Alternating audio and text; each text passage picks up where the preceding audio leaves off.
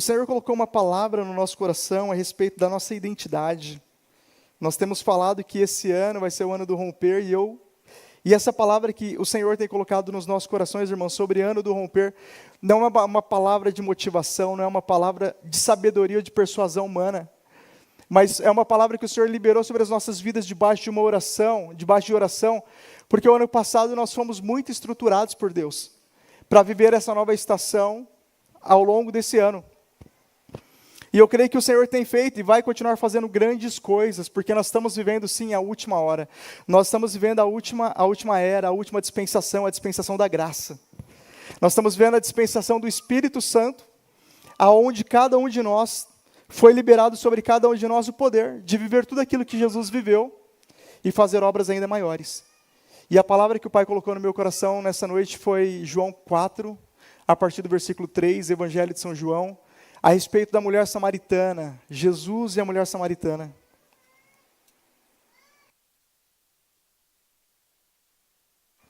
Esse encontro maravilhoso que ele representa também a nossa história antes de conhecermos Jesus. Eu creio que essa palavra vai falar muito ao seu coração.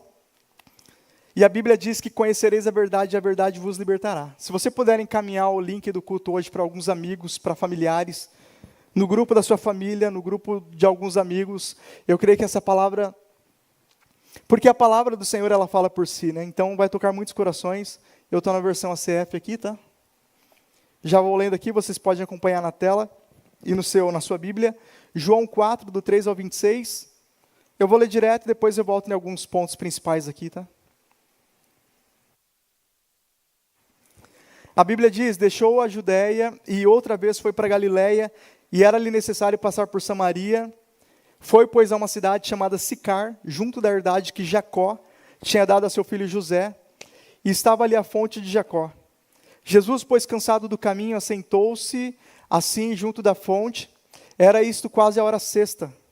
E veio uma mulher de Samaria tirar água, e disse-lhe Jesus, dá-me de beber, porque os seus discípulos tinham ido à cidade comprar comida.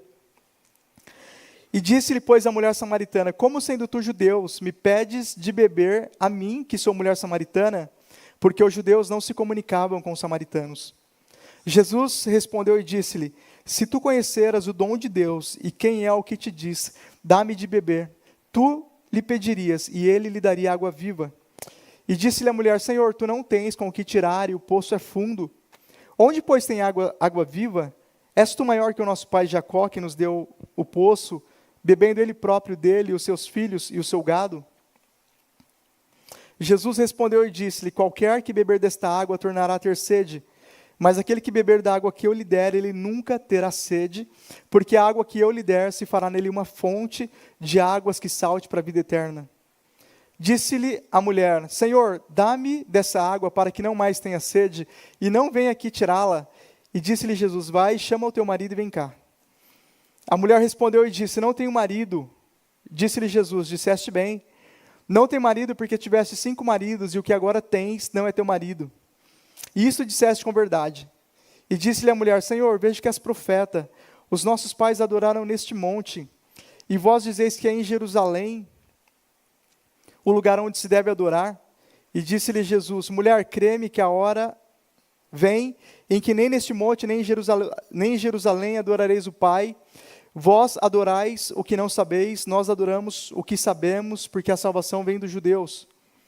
Mas a hora vem, e agora é, em que os verdadeiros adoradores adorarão o Pai em espírito e em verdade. Porque o Pai procura tais que assim o adorem. Deus é espírito, e importa que os que o adorem em espírito e em verdade. A mulher disse-lhe, eu sei que o Messias, que chama Cristo, vem, e quando ele vier nos anunciará tudo. Jesus disse, eu sou eu que falo contigo. Amém? Somente até aqui. Essa história, irmãos, ela me chama muita atenção porque ela expressa demais o amor de Jesus, o amor incondicional de Jesus, que o mundo tenta apagar do nosso coração, que às vezes até a religião, a cultura e tantas outras coisas tentam apagar do nosso coração. E Jesus estava na Judéia, no sul daquela região, e ele precisava ir para Galiléia, que era o norte. Para isso ele tinha que passar pelo centro, que era Samaria. Samaria a região ali onde tinha essa cidade chamada Sicar, a gente conhece a história, eu vou até falar um pouquinho da história aqui, mas os judeus não se comunicavam com o samaritano. Jesus veio quebrando tabus desde aquela época para mostrar o seu amor pela humanidade, o amor que ele tinha por mim e por você. Então, toda vez que eu falar aqui a respeito dessa mulher samaritana e do povo samaritano, representa, simboliza a nossa história enquanto nós não conhecemos Jesus. E não só enquanto nós não conhecemos Jesus, às vezes nós somos cristãos, de carteirinha, de Bíblia ou de nome. O Brasil inteiro é um país cristão, por assim se chamar. Essa mulher, ela tinha um certo conhecimento de Deus, ela não era uma plena ignorante a respeito de Deus. Essa mulher, nós vamos entender na história que ela era descendente de Jacó, ou seja, de Abraão, de Isaac e de Jacó.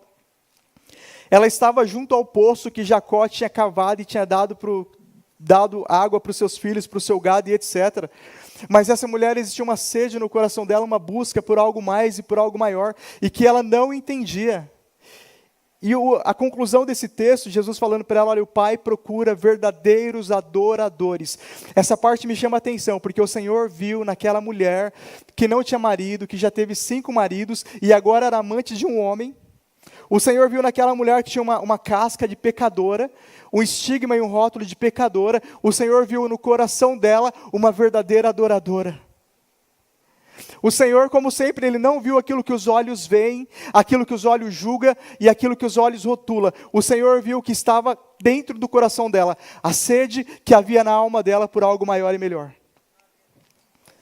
Quem era essa mulher samaritana, que muitos de nós já ouvimos essa história e conhecemos a história? Samaria, eu expliquei de manhã e vale a pena explicar agora, Samaria faz parte do reino do norte de Israel. Depois de Davi, quando Salomão passa a reinar, o reino de Israel foi dividido em 2 por causa do pecado de Salomão. O reino do sul, que é as tribos de Judá e Benjamim, fica como o reino de Judá, liderado por Roboão, filho de Salomão. E o reino do norte fica liderado por Jeroboão, filho de Nebate, um antigo inimigo de Salomão. E Jeroboão, quando Salomão morre, ele vem do Egito, e ele vem realmente para conquistar o reino do norte, para conquistar todo Israel, e para dominar sobre o povo. E Jeroboão, ele até começa bem, ele até começa debaixo de obediência, ele até começa com uma certa graça, ele ganha o coração das pessoas. Mas depois, de passado um tempo, ele começa a trazer pecados que não existiam na cultura do povo de Israel. Ele contamina o povo de Israel. E a partir daquele tempo, o reino de Israel ele segue como o reino do norte, e o reino de Judá ele segue com a linhagem de Davi. Lá na frente, o reino de Judá é levado cativo pelos babilônicos, por Babilônia. O rei Nabucodonosor vem e toma o reino de Judá e leva cativos. Eles passam 70 anos no cativeiro. A gente conhece a história. Mas o reino do norte, 130 anos antes do cativeiro de Judá na Babilônia, o reino do norte é atacado pelos assírios. E sempre que você vê na Bíblia a história dos assírios, é a personificação do inimigo. E do inimigo do povo de Deus, para os nossos dias. Os assírios, está lá em Isaías 36, 37, a história de Senaqueribe, que nós aprendemos no livro de história. Quando eles invadiam, nós aprendemos na 7ª série que quando os assírios invadiam o povo, eles arrancavam as cabeças das pessoas e colocavam em estacas ao redor da cidade para assustar o povo. Porque quando os assírios ameaçavam, tinha muitos países que não queriam nem o confronto, se entregavam suas terras por medo. O rei Senaqueribe ele faz isso com o rei Ezequias. Está lá em Isaías 36, 37, no livro de Reis também. Ele ameaça o rei Ezequias para o rei Ezequias entregar a nação. E os assírios, eles vêm e eles dominaram o reino do norte, que é o reino de Israel, 130 anos antes do cativeiro na Babilônia, e mais ou menos 700 anos antes dessa mulher aqui. E eles tinham uma estratégia que a gente vê hoje nos nossos dias, uma estratégia de miscigenação e de contaminação. O que os assírios faziam? E o que eles fizeram? Eles pegaram os judeus de Israel, levaram para as outras nações, levaram para outras regiões, trouxeram pessoas de outras regiões, pegaram essas pessoas, trouxeram para o meio de Israel, misturaram a cultura, fizeram uma miscigenação e perverteram os costumes do povo de Israel. E a partir dali, o reino de Israel nunca mais se estabilizou. As outras tribos, as 10 tribos, elas nunca mais se estabilizaram na presença de Deus, e a linhagem do povo de Deus segue com a tribo de Judá, que depois do cativeiro passam a ser chamados de judeus. E por que os judeus não se comunicavam com os samaritanos? Porque os samaritanos é o remanescente desse povo do norte que tinha a sua cultura misturada. Por ter a sua cultura misturada, eles conheciam algumas coisas de Deus. Mas aí tinha adoração a Baal, tinha adoração a tantos outros deuses, e permitiram que o pecado entrasse. E por que eu digo que isso é muito contemporâneo? Ontem nós vimos uma frase do John Wesley, que aqui no MAG, teve a EBF do MAG ontem. Cerca de 94 jovens estavam aqui, aprendendo mais da palavra, e tem uma frase do John Wesley, se não me engano, que o nosso querido Kleber liberou para as nossas vidas: o que uma geração tolera, a próxima geração abraça. Tudo aquilo que a gente tolerar, os nossos filhos vão abraçar. Todo hábito de pecado, toda situação que contamina, as próximas gerações vão abraçar. E isso veio acontecendo a partir dali da conquista da Síria para Israel, e os assírios, sabiamente, como uma força de conquista, misturando a cultura, interferindo na cultura, na fé, na religião, na crença, começa a enfraquecer a identidade daquele povo. O grande problema dessa mulher samaritana, no final do dia, era um problema de identidade. Ela não sabia quem ela era. Ela não sabia o direito que estava sobre a vida dela. Ela sabia, na verdade, por conhecimento, mas não sabia por experiência, que ela era filha de Abraão, de Isaac e de Jacó. E que sobre a vida dela pairava uma promessa. E por isso esse encontro de Jesus com ela é tão maravilhoso. Porque Jesus veio para restaurar a aliança de Deus com Abraão. Jesus veio para restaurar na vida daquela mulher, e através da vida daquela mulher, todos os samaritanos, aquilo que o inimigo tinha roubado e quebrado na vida dela e na vida dos familiares dela. Era isso que estava acontecendo com os samaritanos e com aquela mulher. Eles enfraqueciam o povo, alterando seus costumes, as suas tradições e a sua fé. Qualquer semelhança com a nossa realidade hoje não é mera coincidência. Um dos principais aspectos que o inimigo usa para enfraquecer a identidade de um povo é a cultura, em seus vários modos. E à medida que nós vamos permitindo, tolerando, as próximas gerações vão abraçando. E foi assim que o pecado veio deteriorando a identidade das muitas gerações até chegar até nós. Claramente agredindo a sua identidade e anulando a identidade, enfraquece a sua força. Porque uma pessoa que não conhece a sua identidade não conhece o seu potencial. Quem não sabe aquilo que carrega, não sabe aonde pode chegar e o que pode fazer a partir do Cristo que habita em você e em mim também. E os assírios, eles fizeram isto com aquela nação. E esses eram os samaritanos, esse povo miscigenado. E essa era a realidade daquela mulher. O que ela não sabia era que o seu estado atual não definia nem a sua origem, e nem aonde ela poderia chegar, e nem o seu futuro. A história dessa mulher não era diferente da história de muitos de nós. Aquela mulher, irmãos, ela aprendeu os hábitos de pecado dentro da sua casa. Ela aprendeu a incredulidade, ela aprendeu a idolatria. Aquela mulher aprendeu tudo o que não se podia, talvez com seus pais, com os seus antepassados. Tem pessoas que carregam vícios e carregam marcas de situações que aprenderam dentro de casa. E não adianta a gente olhar para os nossos antepassados com amargura, com rancor, com ódio, porque eles também aprenderam. Eles também ensinaram aquilo que eles aprenderam. E quando nós vamos levando para trás, para os pais, para os avós, para os bisavós, nós chegamos em Adão e o pecado original. E desde que o pecado entrou no mundo, a humanidade carrega a marca do pecado. E Jesus, ele entra na nossa história justamente para restaurar todas as coisas, assim como ele fez com essa mulher. Essa mulher, ela carregava consigo uma sede, porque ela sabia que a vida reservava algo melhor para ela. O que ela não sabia é que não estava em várias trocas de marido, em relacionamentos, em situações as quais Deus não era vontade de Deus para a vida dela. Os samaritanos também eram filhos de Abraão, e de Isaac e de Jacó, e sobre eles estavam as mesmas promessas que estavam na vida dos judeus. Aqueles judeus que não conversavam com aquela mulher, eles carregavam a mesma promessa, os dois tinham direito à mesma herança. Os dois tinham direito à mesma porção. E qual era a diferença, Ismael? Eram dois irmãos, eram tribos distintas, filhas do mesmo pai. Uma o pecado corrompeu e a outra o Senhor guardou o coração. Porque ele reservava algo diferente. Havia uma sede no coração dessa mulher, que ela achava que um casamento, um relacionamento ia suprir.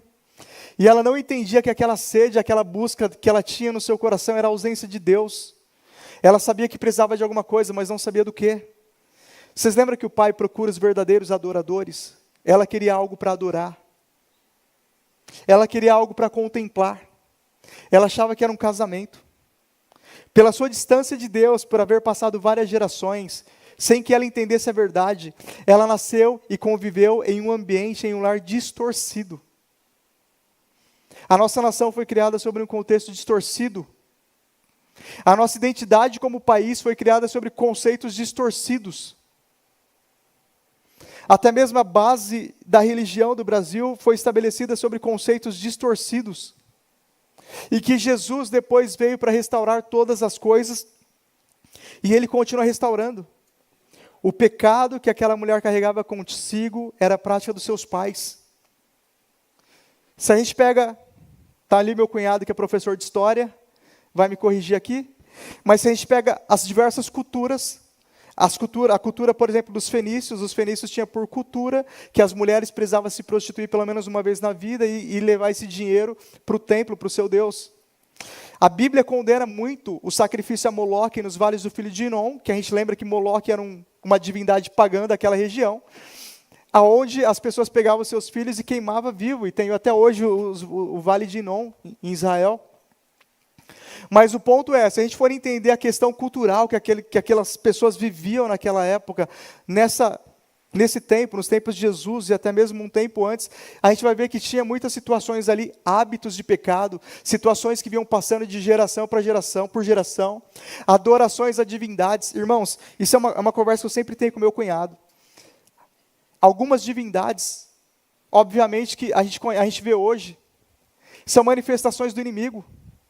Eu estive no Museu Ancestral de Éfeso, na cidade de Éfeso, na Turquia, e quando eu vi aquela estátua da chamada grande deusa Ártemis, a deusa Diana, sabe quando vê uma repulsa, um negócio no coração? E claramente eu falei, eu estou diante de um demônio. As pessoas não sabiam, eu não estou atacando nenhuma religião, estou falando de mitologia. As pessoas claramente adoravam naquela situação. É um negócio que qualquer um de nós, o espírito que está em nós, sente algo estranho e fala, está repreendido, deixa eu sair daqui. Sente uma repulsa. Essa era a realidade dessa mulher. Adorações a Baal, adorações a tantas situações, e ela veio dentro de uma cultura, e talvez os principais pecados, ou as principais ausências que tinha no coração dela, ela aprendeu dentro de casa. Eu não estou falando da sua vida, mas talvez se encaixe com você. Talvez os principais pecados que o mundo te rotulou por um período de tempo, talvez foram situações que você aprendeu dentro da sua casa. Nós temos testemunhos de amigos aqui que falam, Ismael, meu pai, os meus irmãos, os meus tios me influenciaram nas drogas, no vício, em qualquer situação, e eu aprendi dentro de casa. Essa era a situação daquela mulher. Os maus hábitos, os vícios, os enganos vieram dentro do seu contexto comum, como uma verdade absoluta, sem espaço para questionamento. Ela aprendeu daquele jeito, ela vivia daquele jeito, ela não conhecia nada diferente até ter um encontro com Jesus. Para ela, os judeus era só um povo que criticava, que rotulava, que falava mal dela. Os judeus estando ali do lado, e por isso Jesus criticou muito alguns judeus, os inimigos ferrenhos de Jesus, os fariseus e os saduceus.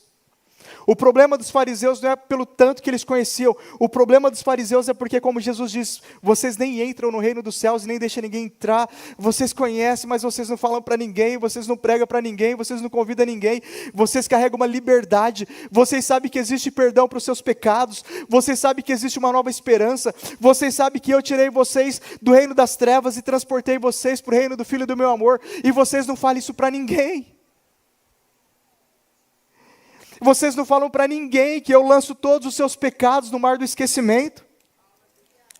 Os fariseus apresentavam para as pessoas um fundamentalismo, regras, você tem que ser assim, e assim, e assim, mas não falavam para as pessoas que elas tinham que viver uma nova natureza.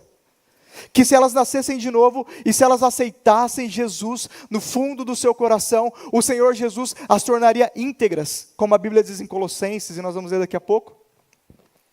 Os segundos inimigos de Jesus ferrenhos eram os saduceus. Os saduceus não acreditavam em Espírito Santo, não acreditavam em anjo, não acreditavam em demônio, só acreditavam no agora.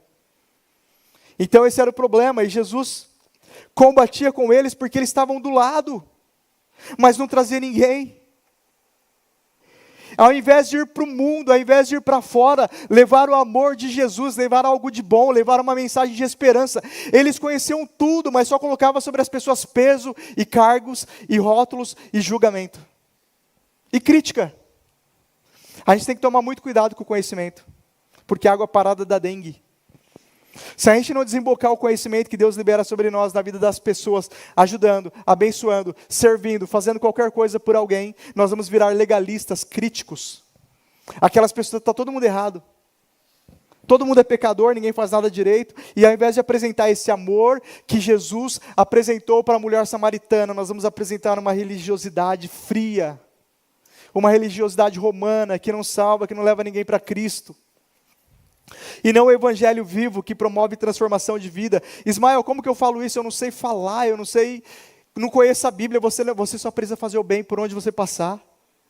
Ajuda alguém no seu local de trabalho, se disponibiliza a ajudar alguém que conhece menos, alguém que talvez saiba menos, faça alguma coisa por alguém, mostra através das suas atitudes.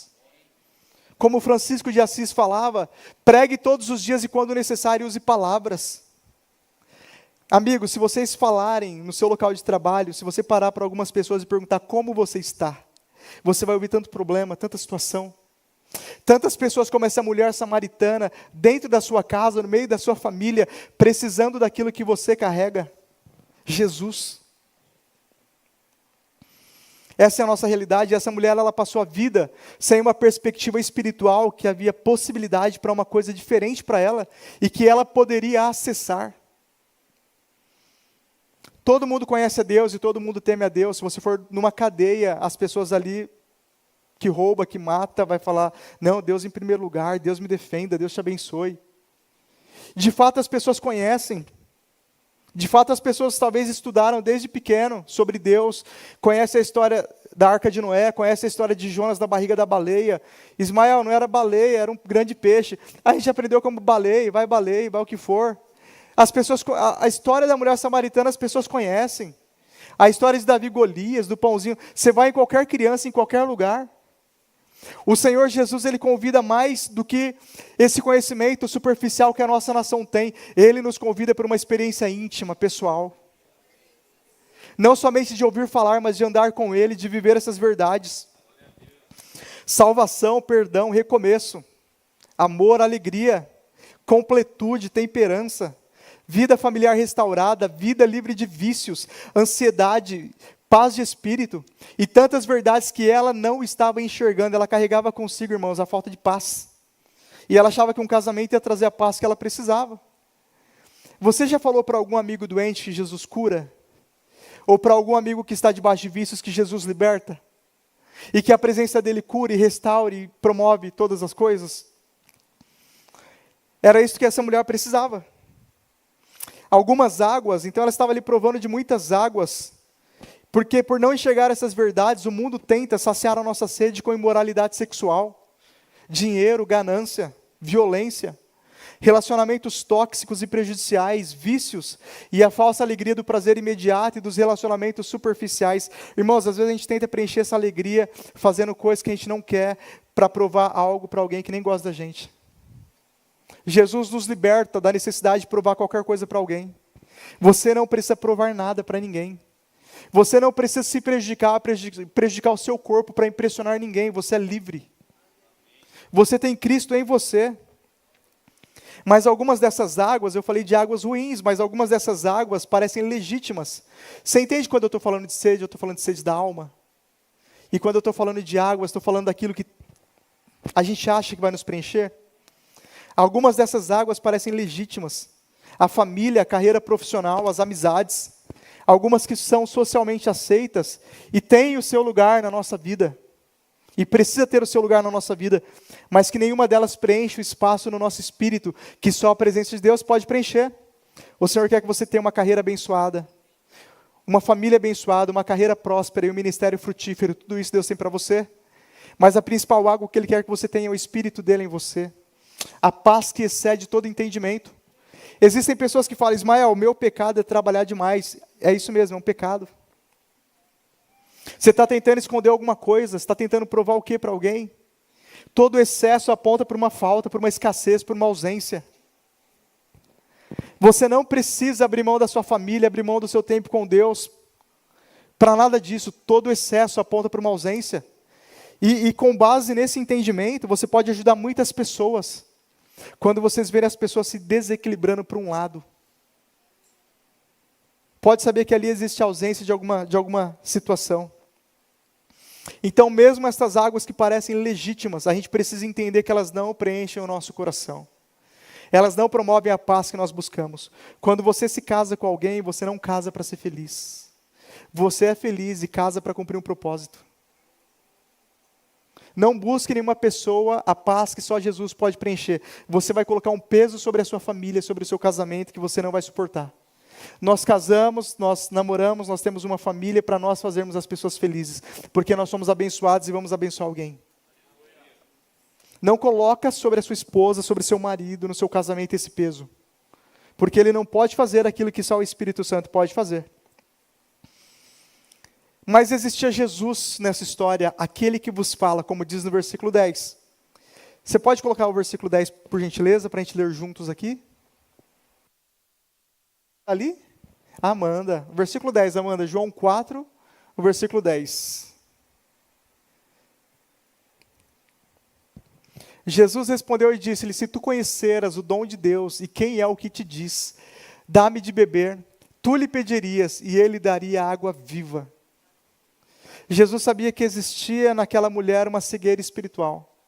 Ela estava conversando com ele, ela entendia que ele era um rabi, que ele era um homem que conhecia das leis, e que até ele era um profeta. Ela não estava entendendo que ele era o Filho de Deus, que podia resolver completamente a história dela.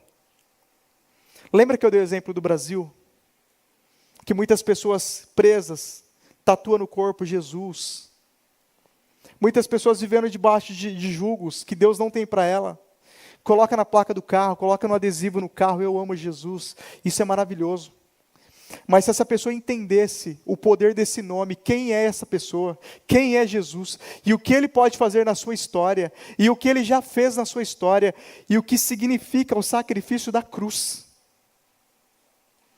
Se essa mulher conhecesse diante de quem ela estava pedindo para ele: Jesus, transforma a minha história. O Senhor ressuscitou mortos, o Senhor curou enfermos, o Senhor curou os cegos, os paralíticos andaram. Muda a minha história, transforma a minha história, porque tu és o Filho de Deus. A gente precisa cada vez mais compreender quem é Jesus. Existe uma resistência espiritual quando nós lemos a Bíblia, quando nós buscamos entrar no trilho de treinamento, quando a gente vai vir para um culto. Muitas situações acontecem, porque o inimigo não quer que nós conheçamos quem é Jesus. Porque quando nós entendemos quem é Jesus, nada pode parar a nossa história.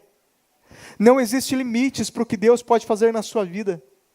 Aquilo que você tem colocado nas mãos dele, aquilo que você tem entregue sobre a sua casa, sobre a sua família, sobre a sua saúde, sobre os seus sonhos, sobre as suas perspectivas de vida, ele pode fazer todas as coisas do jeito dele. A Bíblia diz em Efésios 3:20, ele é poderoso para fazer infinitamente mais, além de tudo aquilo que você tem pedido ou pensado, segundo o poder dele que habita em você. Infinitamente mais, infinitamente mais. Diz para o irmão que está do seu lado qual tem sido o seu sonho, qual tem sido a sua oração grande, o milagre que você precisa. Se você puder falar, obviamente. Qual tem sido a sua grande oração, o grande milagre que você precisa? O grande contexto da sua vida que você gostaria de ver uma mudança, é sobre a sua família, é sobre a sua saúde, é sobre o seu ministério, é sobre a sua carreira profissional. Ele pode fazer infinitamente mais, além de todas estas coisas que você tem pedido ou pensado. Esse é um pouquinho de Jesus, a quem nós servimos. Ele era o Filho de Deus, a salvação, o próprio Deus entre nós. Em Filipenses 2, do 5 ao 6, diz: de sorte que haja em vós o mesmo sentimento que houve em Cristo Jesus, que mesmo sendo em forma de Deus, ele não teve por usurpação ser igual a Deus. Ela não entendeu que ele era Deus em forma de homem, porque ele veio de uma forma sutil, doce, suave, porque é assim que o Senhor se apresenta para nós.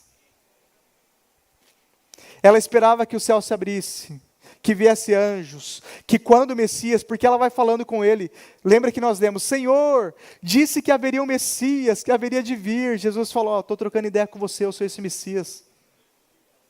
Jesus te chamou de uma forma tão doce.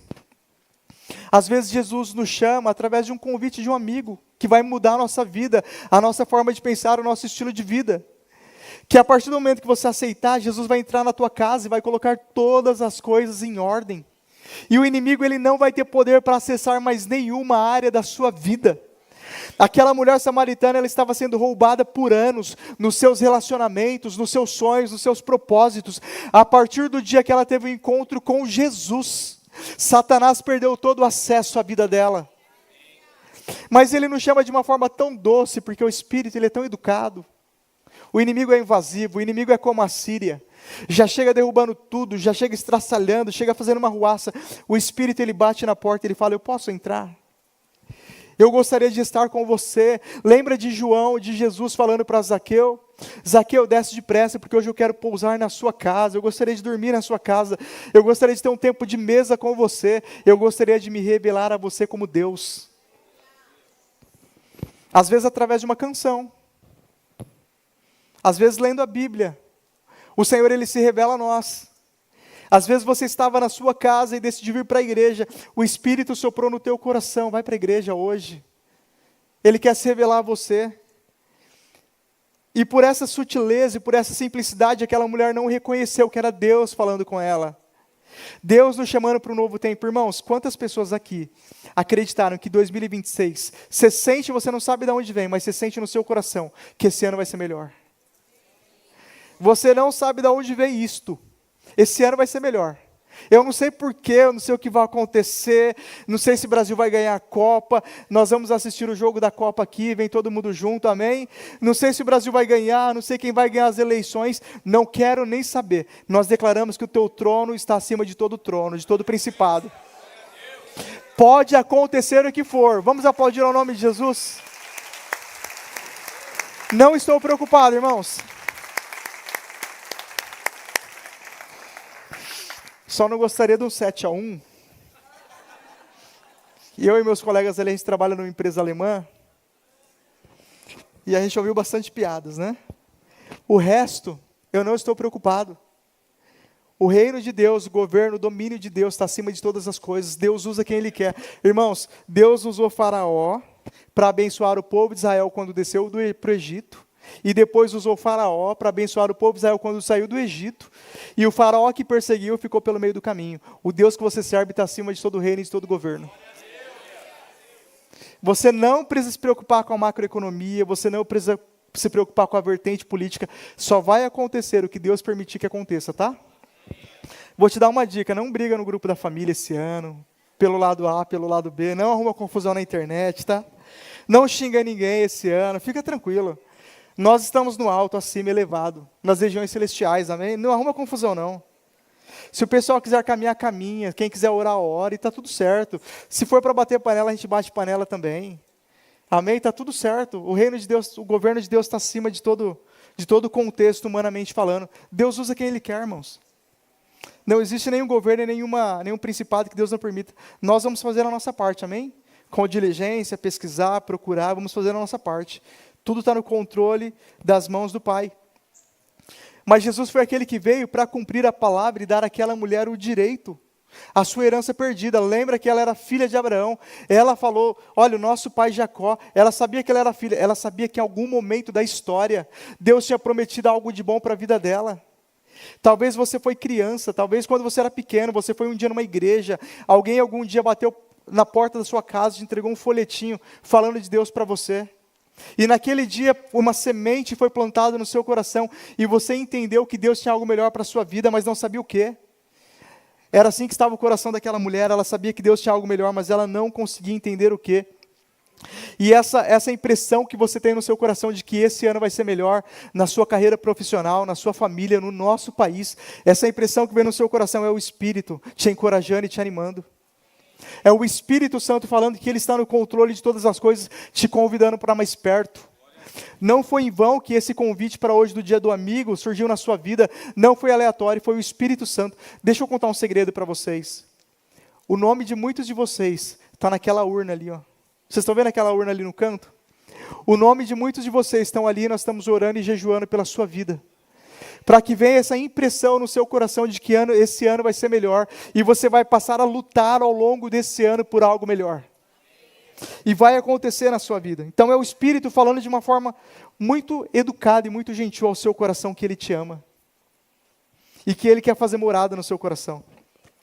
Mas Jesus, que era o verdadeiro herdeiro de Abraão, ele veio para restaurar a herança perdida daquela mulher, da qual ninguém estava dando nada por ela, da qual ninguém contava com ela para nada, da qual as pessoas tinham rotulado ela.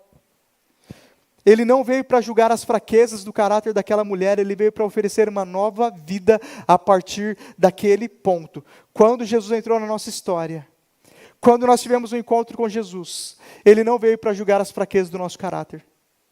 Ele não veio para falar, você é um viciado, você bebe, você faz isso, você faz aquilo, você trai sua esposa, você destrói sua família. Jesus, quando ele entra na sua história, ele não veio para nada disso. Ele veio para falar, a partir de agora, eu te ofereço um novo estilo de vida. A partir de agora, eu te ofereço um estilo de vida à semelhança do céu. A partir de agora, eu quero entrar e tudo aquilo que você veio buscando até aqui, eu vou trazer um significado para essa sede do seu coração. Ele não veio colocar rótulos, ou mais rótulos e peso sobre aquela mulher. Ele veio trazer liberdade e ajudar ela a carregar os seus fardos. E a partir de Jesus, aquela mulher ela não precisava mais provar nada para ninguém, somente mudar de vida e herdar as promessas que Deus tinha para ela. Como eu já falei aqui, em todas as áreas da vida dela. Jesus, irmãos, da mesma forma que olhou para aquela mulher, ele não nos olha com rótulos, ele nos olha com amor e com compaixão. Deixa eu falar uma coisa para você, sabe aquela pessoa encardida? Aquele amigo, aquele parente, aquele familiar, aquele primo que você fala, esse aí não vai entregar a vida para Jesus nunca, esse aí não vai mudar de vida não, isso aí vai morrer assim.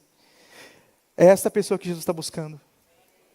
É essa pessoa que Jesus trouxe eu e você para falar do amor dele. É essa pessoa pela qual Jesus morreu na cruz, se sacrificou, pagou um preço para que ela alcançasse a justiça de Deus manifesta naquele lugar. Na vida da mulher samaritana, foi dar à mulher samaritana o mesmo direito, a mesma herança que ele estava dando para os judeus.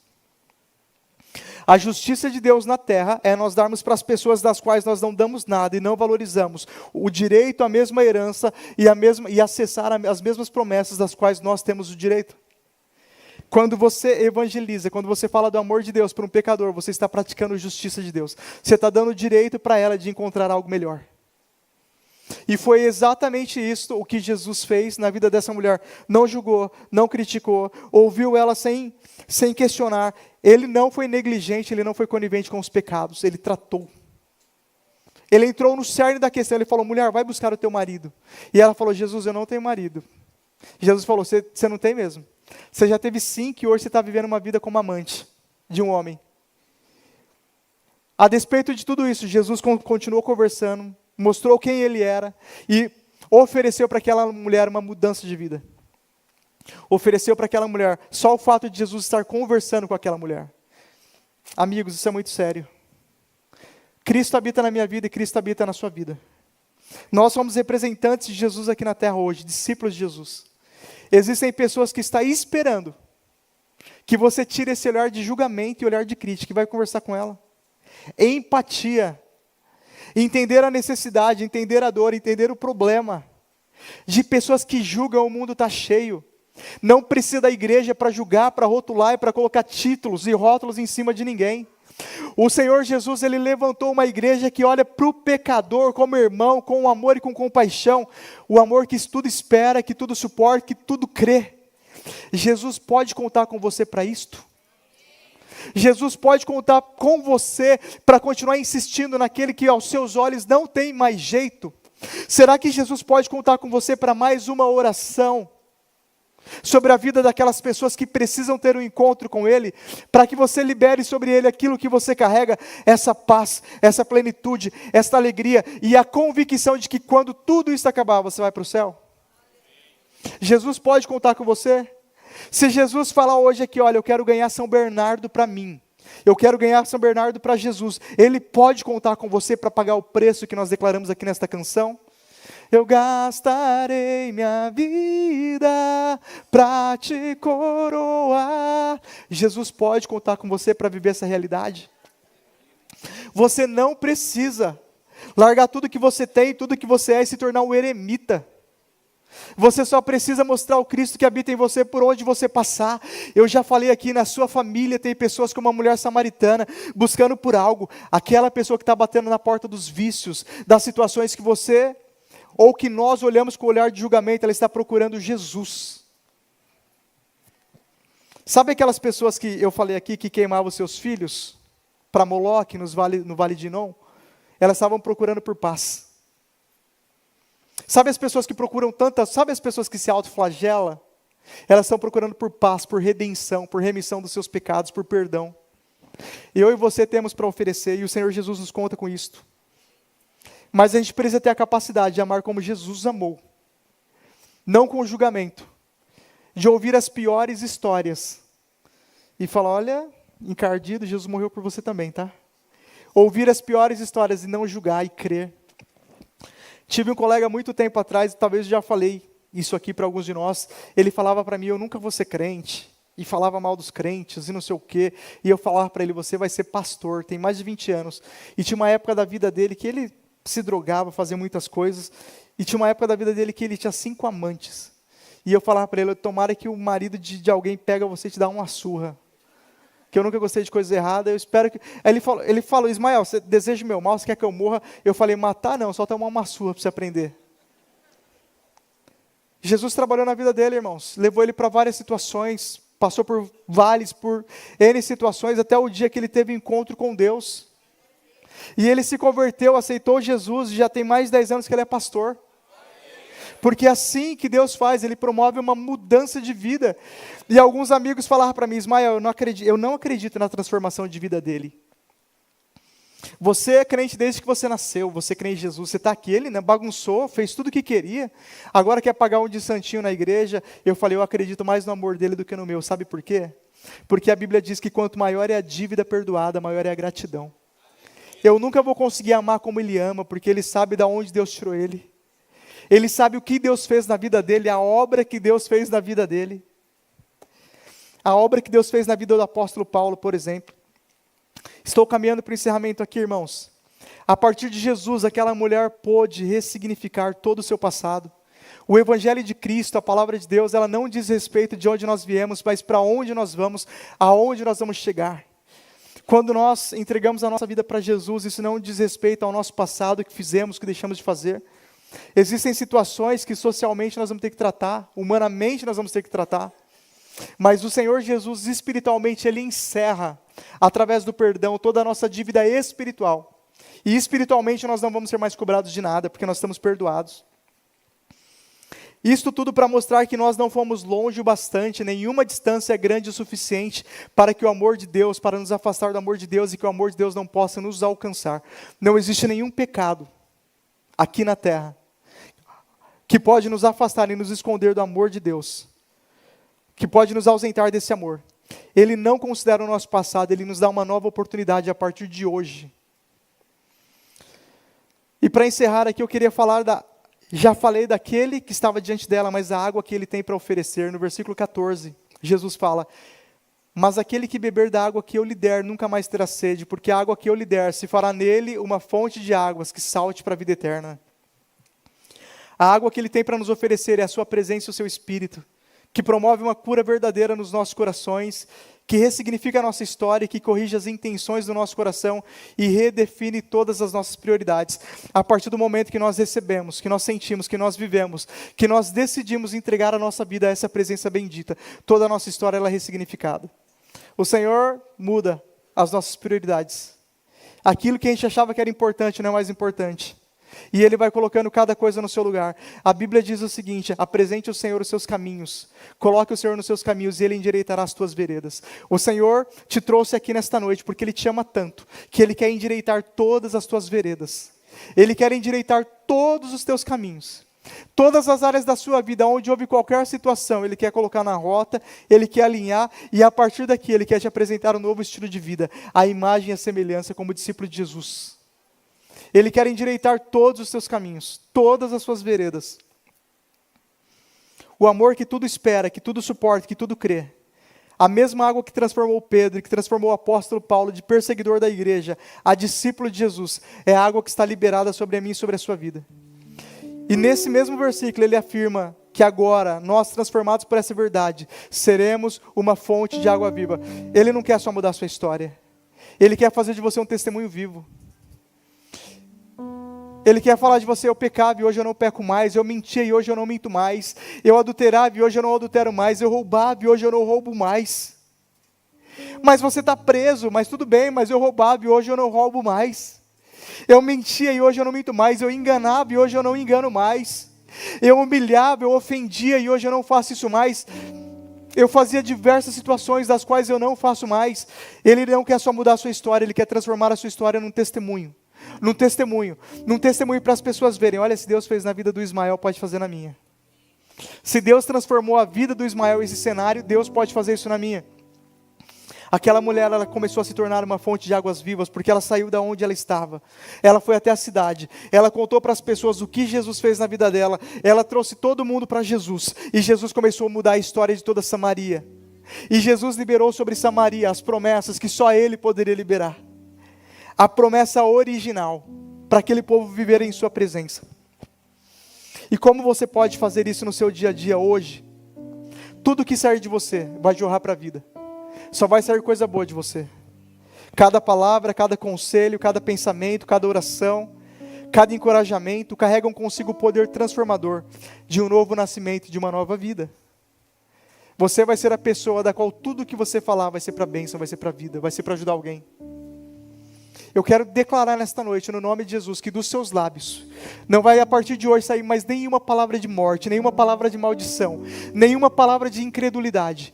Vai ser palavras de convicção, de fé, de encorajamento. Você vai ser uma pessoa que Deus vai levantar para consolar, para encorajar e para edificar as pessoas por onde você passar. Quando as pessoas começarem a ficar preocupadas e com medo no seu local de trabalho, você vai falar para elas: Deus está no controle de todas as coisas. Deus vai operar todas as coisas. E o Senhor é o nosso pastor e nada vai nos faltar. Quando as pessoas ficarem com medo de enfermidades, você vai falar para elas: o Senhor é aquele que nos cura. Quando as pessoas ao seu lado ficarem com medo, achando que vai faltar provisão, você vai falar para elas: o Senhor é o nosso pastor e nada vai nos faltar. Não tem a ver com dinheiro, não tem a ver com emprego, tem a ver com a presença de Deus, que vai operar o impossível. De você vai jorrar fontes de águas vivas, por onde você passar. Por onde você passar. Jesus, Ele nos chama para passar em Samaria, nas Samarias da vida, para sermos esta fonte de água viva na vida das pessoas. O Senhor, Ele vai fechar os teus olhos para o julgamento. Eu quero declarar sobre a sua vida que quando você olhar para alguém, você não vai ver como o homem vê. Quando você olhar para alguém, você vai ver como Deus vê. Quando nós vemos um traficante, o homem vê como traficante, Deus vê como um ministro. Deus vê como uma pessoa restaurada. Deus vê a partir de Cristo. Deus vê aquela pessoa passando pela cruz, passando pelo sangue de Jesus e sendo completamente transformada. Quando você olhar para uma prostituta e ver como uma prostituta, Deus está vendo como uma missionária. Você vai olhar com essa compaixão, com essa ousadia. Você vai ver como um discípulo, como uma discípula de Jesus. Sem nenhum julgamento, sem nenhuma crítica, mas com o coração aberto para apresentar um amor sobre esta vida. E o Senhor vai colocar uma palavra nos seus lábios e você vai falar para esta pessoa: o céu te vê de uma forma diferente, o mundo te pisou, o mundo te caluniou, o mundo já te deixou de escanteio.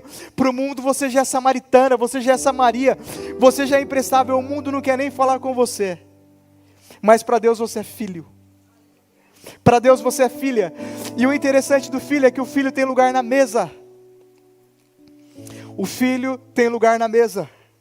Você chega na casa do seu pai, você tem lugar na mesa. Você tem direito a uma herança. Você tem direito a tudo aquilo que o teu pai deixou. João capítulo 1, versículo 11 ou 12, a Bíblia diz: a todos os que o recebeu, deu-lhes o direito de serem feitos filhos de Deus. Se você o recebeu, você recebeu o direito de ser feito filho de Deus.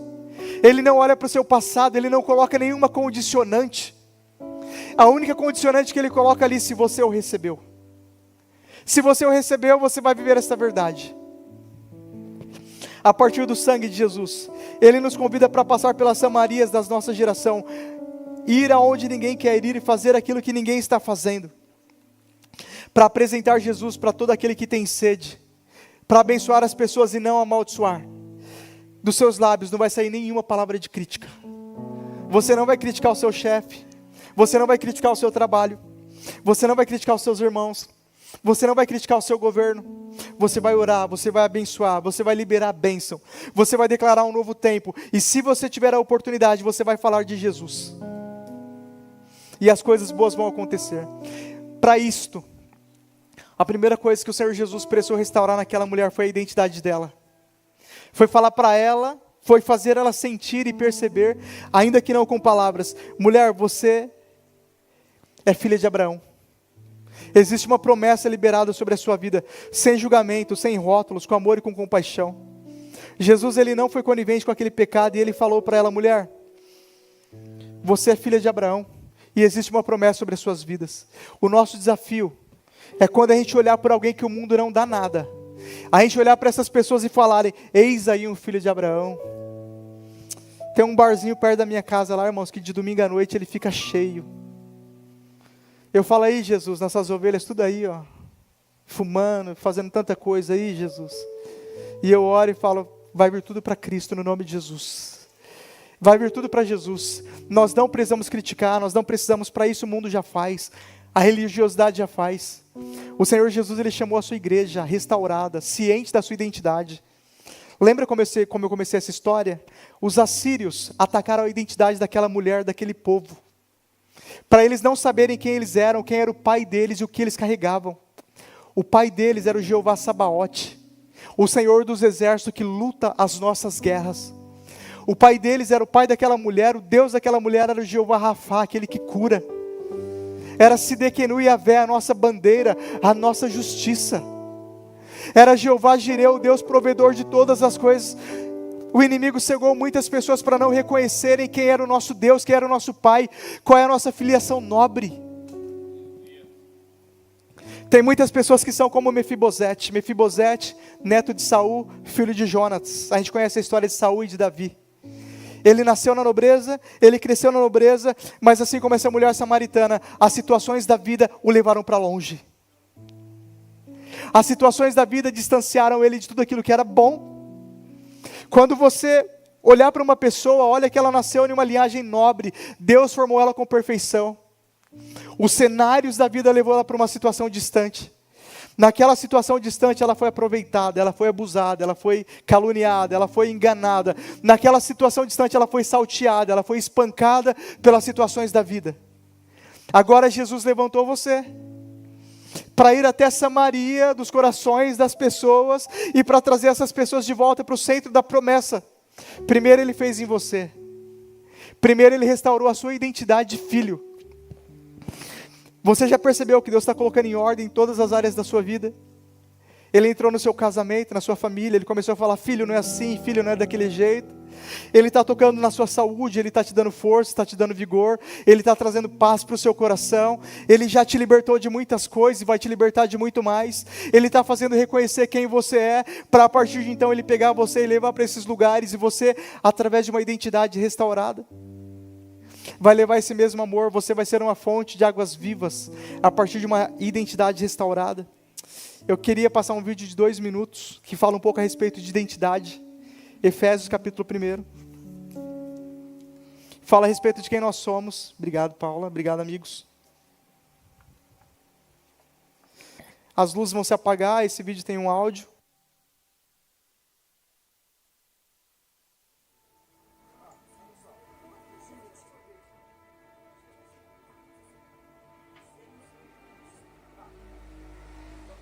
Ana, você tá bem? Me pergunta quem eu sou.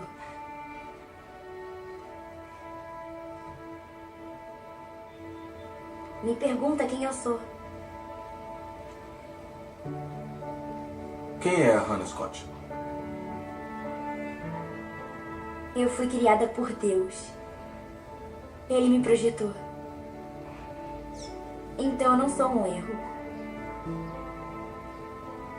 O filho dele morreu por mim, só para que eu fosse perdoada. Ele me escolheu como filha. Então eu fui escolhida. Ele me redimiu. Então eu sou querida. Ele me mostrou a sua graça. para que eu pudesse ser salva. Ele tem um futuro para mim, porque Ele me ama. Eu não tenho mais dúvidas, treinador Harrison. Eu sou filha de Deus. Queria que você soubesse.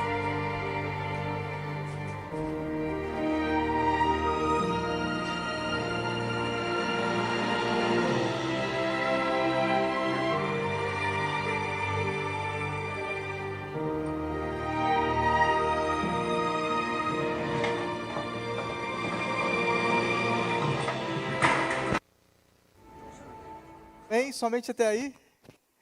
Assim como essas jovens cenas do filme Mais Que Vencedores, você pode assistir na sua casa. Mas a partir de hoje, quando alguém te perguntar quem você é, quando você tiver dúvida, quando vier a dúvida, e geralmente a dúvida vem nos dias maus, geralmente a dúvida vem no momento que você não espera, geralmente a dúvida vem no dia da dor, você vai falar: eu sou filho de Deus. E você até pode, para o seu coração e para o seu espírito, ler Efésios capítulo 1. Nós somos como a igreja de Éfeso, e Paulo fala: bendito Deus e Pai de nosso Senhor Jesus, que nos abençoou com todas as bênçãos espirituais nos lugares celestiais, já está sobre a sua vida. Todas as bênçãos espirituais. Quais são as bênçãos espirituais? Salvação, perdão, libertação, redenção, nova vida. Como também nos elegeu nele antes da fundação do mundo, para que fôssemos santos e irrepreensíveis diante dele. Ele te elegeu, ele te escolheu. Quando o inimigo, os vícios, as situações vierem ao teu coração falar que você não pode vencer um estilo de vida, você fala: ele me escolheu para ser santo. Nele eu posso ser santo.